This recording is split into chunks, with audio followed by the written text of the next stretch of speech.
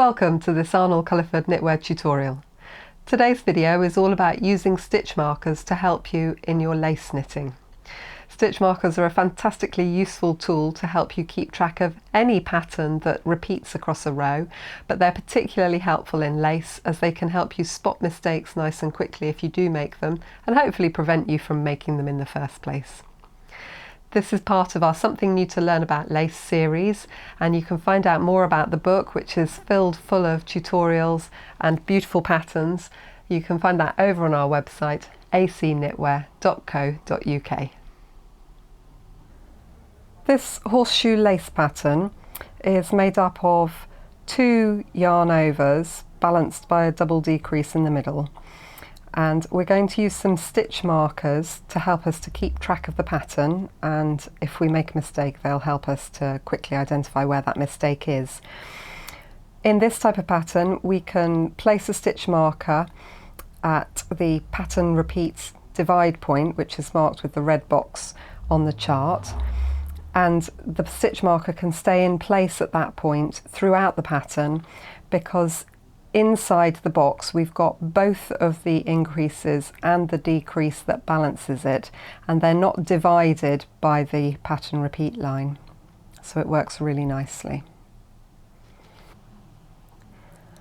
This is my horseshoe lace swatch, and I've got 4 pattern repeats being worked across each row.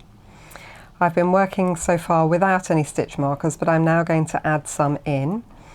If you're working on a circular needle, then you can slide your stitches along onto the cable part of the needle, and you can then add locking stitch markers, like these colourful ones from Cocoa Knits, straight into the fabric. The pattern repeat is 10 stitches, so all I need to do is count along 2, 4, 6, 8, 10. And then pop the locking stitch marker through between those stitches and lock it shut. And the next repeat, 2, 4, 6, 8, 10. 2, 4, 6, 8, 10.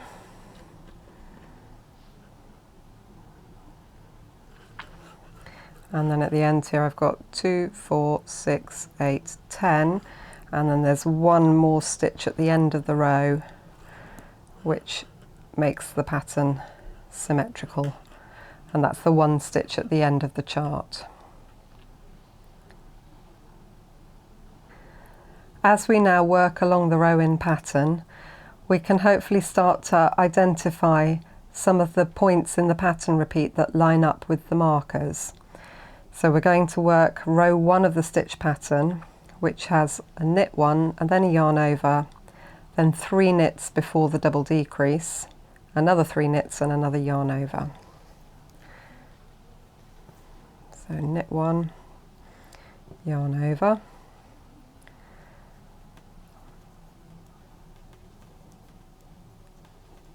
knit 3, and now we're going to work our double decrease over the next 3 stitches, and you can see that the center of those 3 stitches is lined up with the middle of the pattern repeat. Slip 1, knit 2 together, pass the slip stitch over, and then 3 more knits. And then the pattern repeat ends with the yarn over. We then slip the stitch marker across and we're ready to start the next repeat. And again, this first stitch of the new pattern repeat is the central stitch down the middle of that motif. It's the bottom of the V of the yarn overs is that first stitch. So as you come along to the stitch marker each time, you're doing a yarn over before it, and then that next stitch should be one of the nice symmetrical ones. Yarn over, knit 3, And we're now ready to work the double decrease again, and again we can see that we've got 1, 2, 3 stitches to work the double decrease, and the center of it is lined up with that row of double decreases below.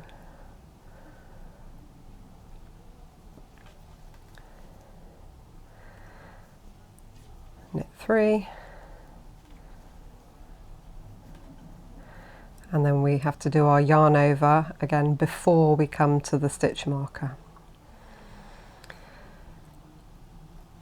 So some people like the big locking stitch markers like these. There are lots and lots of different stitch markers available, but the beauty of them is that they help you to just be mindful of where you are in your pattern repeat. And if you come to the end of the row and you've got some stitches left over that you shouldn't have, or you haven't got enough stitches left to finish your row, you can come along and count through the stitches in each section, and quite often you will very quickly find that you've got a section that's got either too many or too few stitches in it, and you can see then where you've made a mistake. Maybe you've missed a yarn over, or you've done an extra increase where there shouldn't have been one. But just having those markers around the repeat helps kind of reinforce the rhythm of the pattern, helps you think knit 1, yarn over, knit 3, decrease, knit 3, yarn over, and then you repeat it again, and the markers just help with that establishing of the rhythm. Looking at the chart for this myrtle lace stitch pattern, we can see that on the first few rows as you work across, you've got a decrease and then a yarn over, and a yarn over and then a decrease. So in rows 1 to 6, if you put a stitch marker in either side of the pattern repeat, then it's going to stay perfectly well behaved. However, when you come to row 7, you can see that the first thing you need to do on that row is work a knit 2 together, but we've only got one stitch before the first stitch marker, and this is a good demonstration of where the yarn over and its paired decrease are separated by the pattern repeat box line. So I'm going to show you now how to move your stitch markers on a row like that. So here's my myrtle lace swatch, and again I've got 4 pattern repeats, 1, 2, 3 and 4, and I'm ready to work row 5 of the chart, which is the last row where the stitch markers would stay in place. As I'm on straight needles this time, it will be tricky to add a locking stitch marker straight in, so I'm going to add my markers as I knit, and I'm going to be using these nice little colourful ring stitch markers. I like these little ones because they don't get tangled up or twisted in your knitting at all. They're perfectly smooth and they don't get in the way of the stitches, and we're going to put them in as we work the first row. So I've got a knit 1 before the first pattern repeat line, and then I'm going to add the stitch marker onto my needle, and then my next thing is a knit 2 together, knit 2, and now I've got the yarn over, knit 1, yarn over, and I can see that that's lined up properly because the knit 1 in the middle is lined up with the knit 1 between the yarn overs on the previous rows, and then knit 2, SSK, and the pattern repeat ends with a knit 1, and that knit 1 again is the middle line of the previous repeats, knit 1, yarn over, knit 1, yarn over kind of motif up the middle there. So we're going to put in a marker for the end of that repeat, and we go again. Knit 2 together, knit 2, yarn over, knit 1, yarn over. As you work over that, it's worth checking it each time. Knit 2, SSK, and then knit 1 for the end of the pattern repeat, and again that knit 1 is lined up. Pop a marker in. Same again, oops, knit 2 together, knit 2, yarn over, knit 1, yarn over, yeah, that's lined up, knit 2, SSK, knit 1. And again, we're in the right place, hurrah! And pop in another stitch marker. And work the last repeat.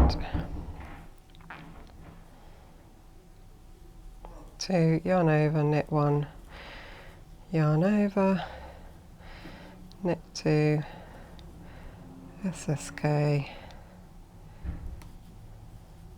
knit 1.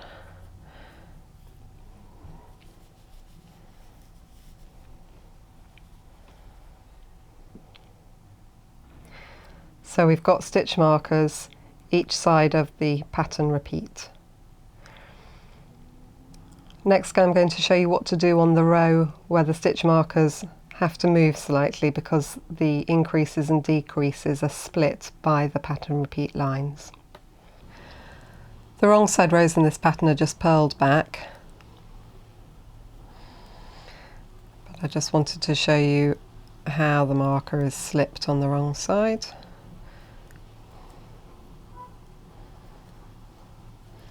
So we've got to the last stitch before the marker. We literally just move the marker from the left needle to the right needle and then work the next stitch as normal. And you can see that the markers are so small that they're not in any way stretching the stitches apart, which is sometimes a problem if you've got a larger stitch marker. These are really discreet and easy to spot in your work, but they don't get in the way. We're now ready to work row 7 of the pattern repeat, which is the one where the increases and decreases are separated by the stitch markers or the pattern repeat box on the chart. So the first thing we need to do is work a knit 2 together, and our stitch marker is in the middle of the 2 stitches we should be decreasing. So we're going to just slip the first stitch off and remove the marker, pop the first stitch back on. And now we're going to do our knit 2 together.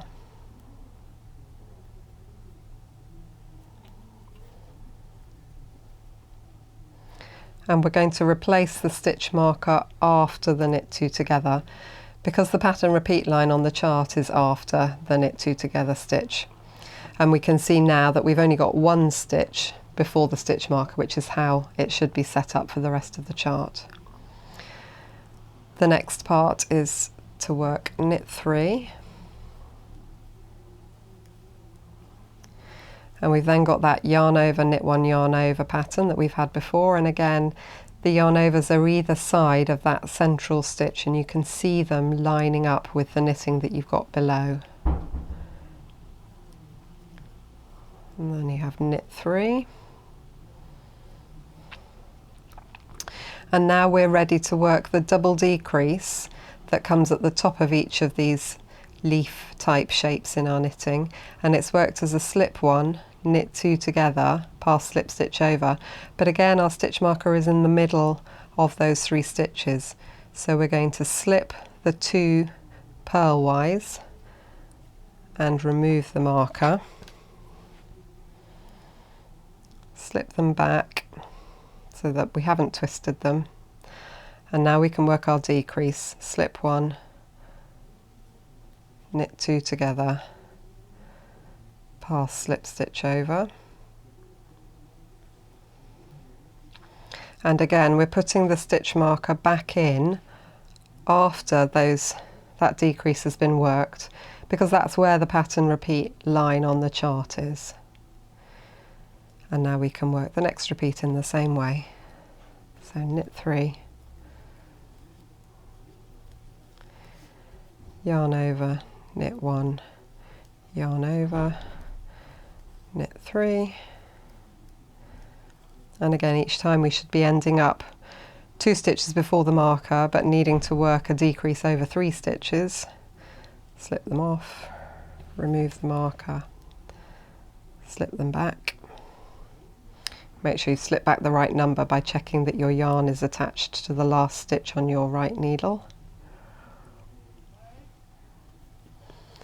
Slip 1, knit 2 together, pass the slip stitch over, and we replace the stitch marker again. It's really very common in lace patterns to have a double decrease that makes a symmetrical top or bottom to a pattern repeat, and so it's quite common if you're setting up stitch markers around your pattern repeats to have a row where you need to do this process of removing the marker, working the decrease, and then replacing the marker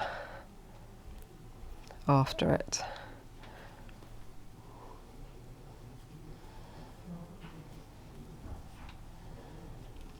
And as we go, as I knit, I always keep an eye out for those elements that I'm looking for that should be lining up. So I'm always checking the row that I'm working and seeing how it matches up with the knitting below.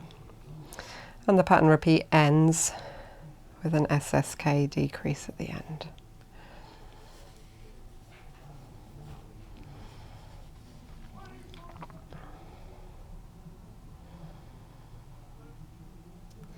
I hope that's shown you how to move stitch markers if you're using them around a pattern repeat where you have a row or more than one row where the decreases and increases are separated by the pattern repeat box or the lines where you want to put your stitch markers. And I hope that you can see if you'd come to the end of the row and you didn't have the right number of stitches remaining, you could just count along the row between the markers 2, 4, 6, 8, 10, 2, 4, 6, 8, 10, and you should have the same number between each section of markers. And if you haven't, then you'd pull out a locking stitch marker and you'd mark where you hadn't got the right number of stitches and see then if you could spot whether you were missing a yarn over or missing a decrease. It helps you to narrow down where the problem might be. I hope you've enjoyed our video on using stitch markers in your lace knitting. If you'd like to know more about our book, Something New to Learn About Lace, or any of our other tutorials or books, then do visit our website acknitwear.co.uk. Thanks for watching.